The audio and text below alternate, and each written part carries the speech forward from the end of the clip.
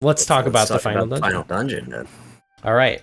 So I have a feeling we might differ on this. on Hyrule Castle, let's see, because Yeah.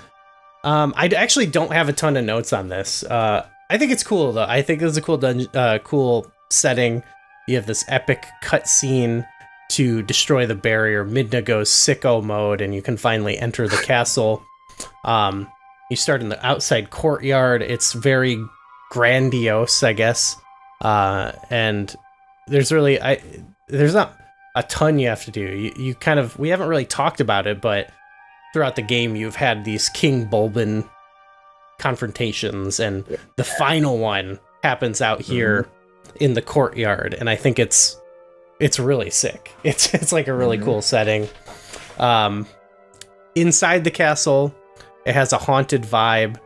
It's got the thing where like Ganondorf's music swells as you approach the end. It's some of the most top tier music in the series, I think. And it's cool, like you've got two separate routes you can take that kind of reconverge, and like it's really like, which challenge would you rather do? It's whether you want it's like either you fight Dark Nut or multiple Dark Nuts, or there's Dynalphos or Lizalfos or whatever.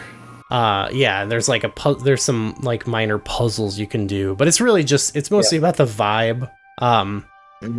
You run into the Resistance, who've been guiding you to all the dungeons to get the pieces of the Mirror of the Twilight, and then they just kind of like go, like, all right, And then we're coming in to help, and then you don't see them. They got stuck or something.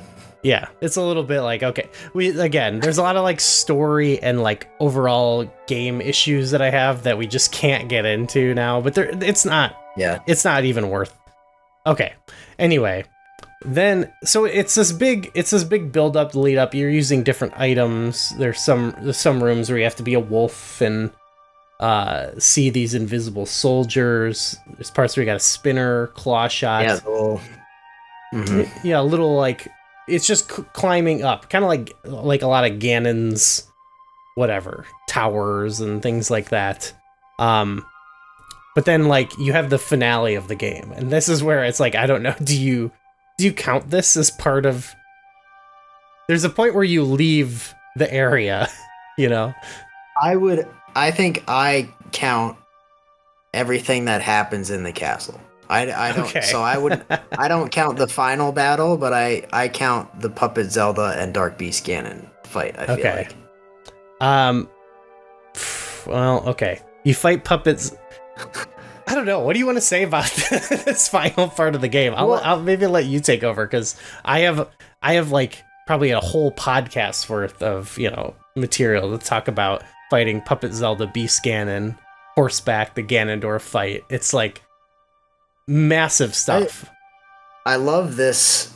I mean, the climax, like the final act of this game, I think is super strong for me. And I also have a ton of nostalgic connections to it, because there are like I have like different memories of like different points in my life where I remember doing this section of the game. I don't think it's fair to contribute all of that to the dungeon, and I try not to for the most part.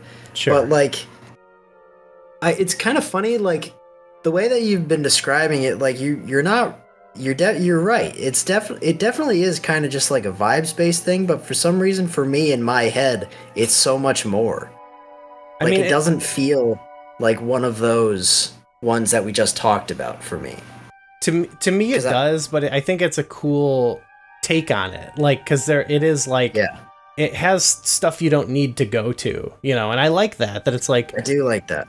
It's not like this crazy castle. It reminds me of Hyrule Castle: Link to the Past, where it's like, you don't really need to go like poke around all of there, but I do like that there's, well, I kind of view it almost as like a combination of just like the biggest set piece in the game, because I think this is Hyrule Castle. This thing for most of the game has been looming in the background, especially after like the big Very encasing thing gets put over it, and but like you've seen Hyrule Castle, you were crawling on top of it as Wolf Link very early on. You met up with Zelda in there.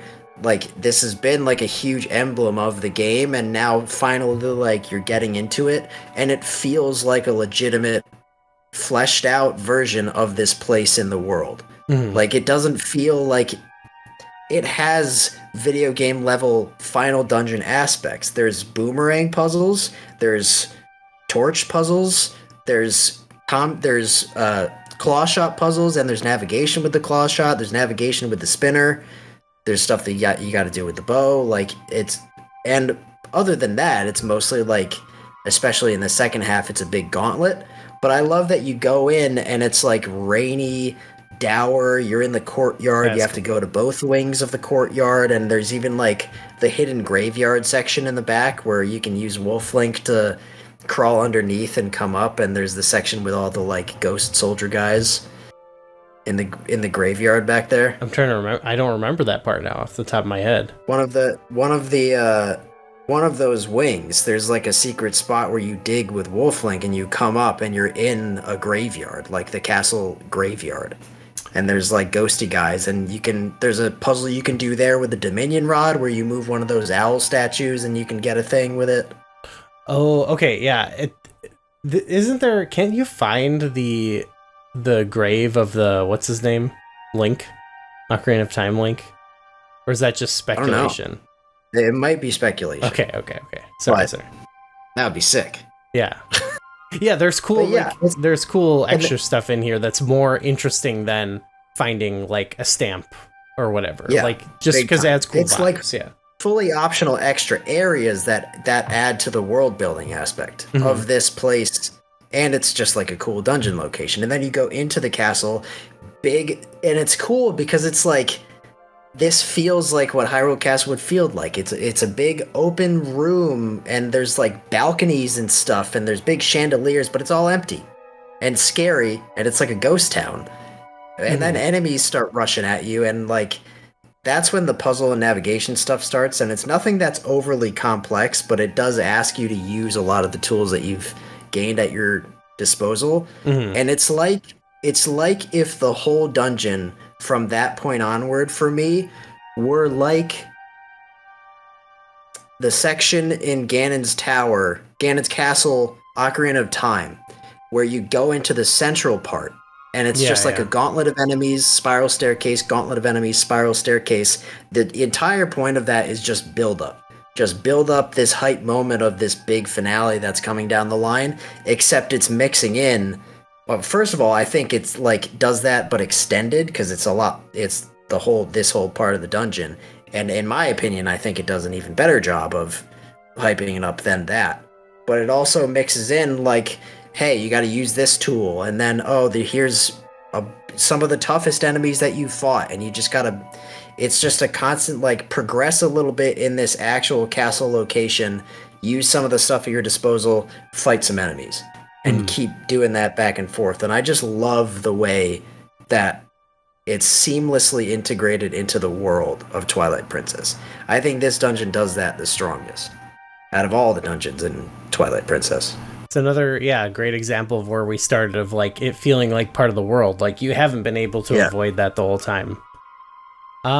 I don't know. I actually like pretty much agree with most of what you said. I think for me, it's like, it is so much built around, like, I love the aesthetic. The music building is like some of my favorite thing.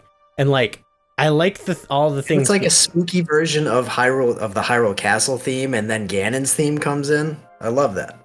This might be where it's like, what I said, like, we could do a whole hour on the story of the game. This is where I feel like a lot of these set pieces like fall flat for me, because they're like bringing back all these characters and things like that I was really into like the stories of like through the dungeons of like the monkeys and the yetis or whatever, but like weirdly not invested in like Zelda's story. So like her coming back isn't a payoff, or like Ganon previously as like a beast was very cool to me, but I like Beast Ganon is like one of my least favorite things. Like horseback in the battle with Ganondorf, I know that's outside the dungeon, but just kind of sprinkling that in a bit, like so epic. But again, like Ganondorf, the character of this game, I'm kind of mixed on. He does have some pretty badass scenes earlier in the game, but it doesn't. And I think the most effective thing for me in this dungeon is the King Bulbin fight. I did love that, but oh yeah, love it. I'm kind of mixed on the other thing. I do think it does do some things better than the Ocarina of Time, Ganon's castle or whatever. But I think I like that one overall more because it has like the different. Yeah. Some of them are stupid little puzzles, and it has like one of the worst rooms in the series that I love.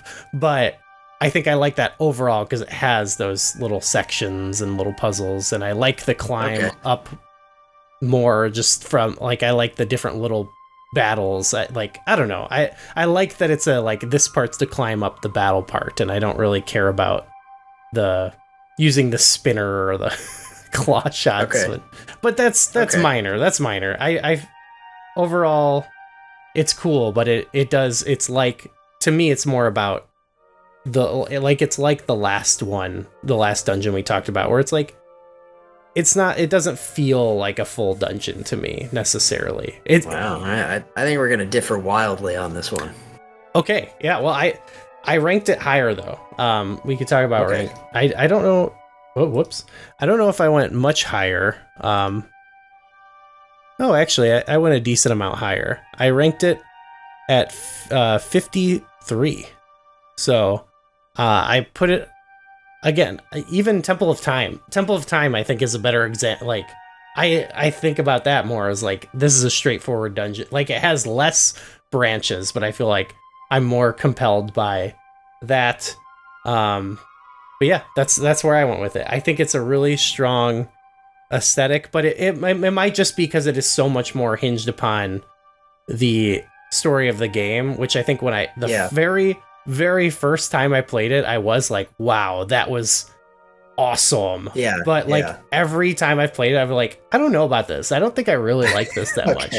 So it's just it's because it's so much more tied to that. So yeah, anyway, where would you rank it? I went. This is weird because it's like I'm definitely biased on this, and it factors into this is something that we've talked about a bunch. Is like I almost have a different set of criteria when it comes to a final dungeon. Sure. And I think there are ways to do a final dungeon, and if you execute what you're going for, and the payoff is good enough, like that can elevate it past a regular dungeon for me, even if it doesn't have some of those elements, and vice versa. If it's going for something it doesn't hit it right, like Ganon's Castle Ocarina of Time, that can make it fall even flatter, because it's like you are holding this mantle, you're in this spot, and you drop the ball. And in my opinion, if you're not going to do something... this reminds me a little bit of Ganon's Tower: Link to the Past, except for the fact that it has, like, 10% of the puzzles, or that's probably an exaggeration. Probably, like, 40% of the puzzles that one has. But it's structurally not that different. It's like a big, wide-open base, if you include the outside, where you have to hit certain parts, and you have to go you have to do like a loop, you have to do a specific route, and then you start the gauntlet where you're going up, and it's like not asking you to do a whole lot, but it's still reminding you of like the things you did along the way and making you fight tough enemies and building up to this epic moment at the end. And this is kind of like the more cinematic, dramatic set piece version of that, where it's less gameplay oriented and more just like adding to the aspect of the story. And for that reason, this is my number 5 best dungeon. Wow. That's crazy. I'm a sucker for Hyrule Castle Twilight Princess, and it is weird, but in a way, this dungeon feels like... It feels like a Actually, you know what? I feel like this is a good comparison. It feels like a pseudo Breath of the Wild Hyrule Castle to me. Yeah. Like a beta version of that, where it's like you're entering and it is just this big open castle. and you have to find your way through it. And it's not, of course, it's not nearly as open-ended or non-linear as that, because Breath of the Wild is a whole different beast. That's completely different. But structurally, and like the way that it builds up, it, like, if you were to take the closest thing to like the intended path for like Breath of the Wild Hyrule Castle, I think it would feel very similar to this, where it's like you start at the base level and you're outside and you have to do certain things, and then you wind your way up, and then you get to the outer parapets where there's like enemies that are waiting for you and you have to fight them, and then you go to the upper levels, and then the music is rising, and this just hits all those final dungeon notes for me. And also, for me, it does enough of like reminding you of the places you've been and the stuff you've used. And also, it just hits all those notes and feels unique to me. I always love doing this dungeon because it's kind of the opposite of how you feel about it. Even if I wasn't invested in the story on that playthrough of Twilight Princess, this dungeon always gets me back into that zone where I'm like, all right, let's do this. Let's go up and fight Ganondorf. And that's probably related to when I played it for the first time. But to be fair, that happens to me a bit when I play the game too, like, because I prefer it over the other two dungeons. And in fact, like City in the Sky being such a slog and getting to it even is such a slog that then you get to just shotgun 2 dungeons in a row that are like more smaller dungeons. It is actually kind of a relief, but it just falls into me like it feels like you mentioned, like I don't know what it is. In my mind, the last dungeon in A Link to the Past feels like there's so much more going on. Or like even Breath of the Wild, I've played that dungeon where I do just go straight to the end and it's like nothing. Yeah. But I do think of that one as like having so much more and like a lot to poke around. Whereas like this one, I'm not saying it's lacking necessarily. I think it's good for what it does, but it doesn't hit for me in the same way. So yeah, I don't know. That's okay though. It's, you know, that's might be one of our biggest. That's a big difference. That's a big big difference there. I have mine near Ganon's Tower Wind Waker, and I kind of feel similarly about that. It's different. That one's like a boss rush or whatever. Yeah, so but it's pretty straight. I don't know. I guess I don't know.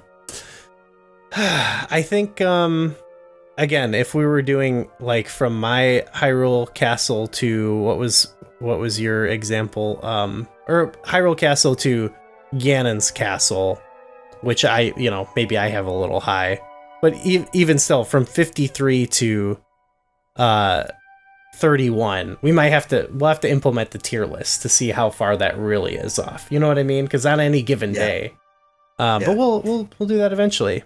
So that's Twilight Princess. Do we want to look at our stats?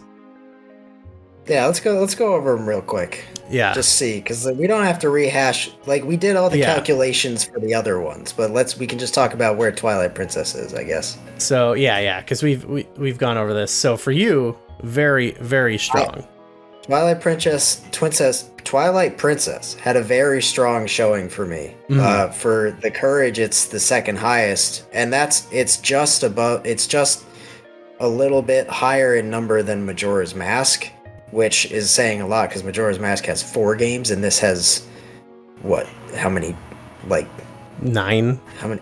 9. Yeah, 9. There are a lot more, and they all place relatively high. But and because this has more dungeons and they all place relatively high, obviously this is going to be big on the power ranking for me. The Gooey power, it took the spot of A Link to the Past. It is my number 1 now. That's wild. And then Wisdom, it's kind of middle of the pack, and it's almost exclusively because of Palace of Twilight, because that is just a completely different. It's effectively a mini dungeon in my eyes. Yeah. For me, it was a bit mixed. So like, again, I had a lot more that were kind of in the middle. And then I think obviously not having as many. I did have a top, like, you gotta give me some credit here. I had one in my top 5, was it? So, yeah, but that's huge. To me, it's actually not much different than Ocarina of Time, and I think they're spiritually similar, where like it has some that are like, these the peak of the form, and then some that are, you know, maybe more showy than they are like the thinky. And, you know, it just, I have a preference, you know, where I lean more towards like, so we'll see. I have a bias here. If you look at power, well, actually, Twilight Princess, just sheer number of dungeons has a lot from power, but it's just like I really like these. I feel like the oracles represent on my list, like in a weird way. So it just might lean towards my preference of that style of dungeon. The wisdom, obviously, actually, it was the worst. And it's because of City in the Sky. It's because of those stinkers.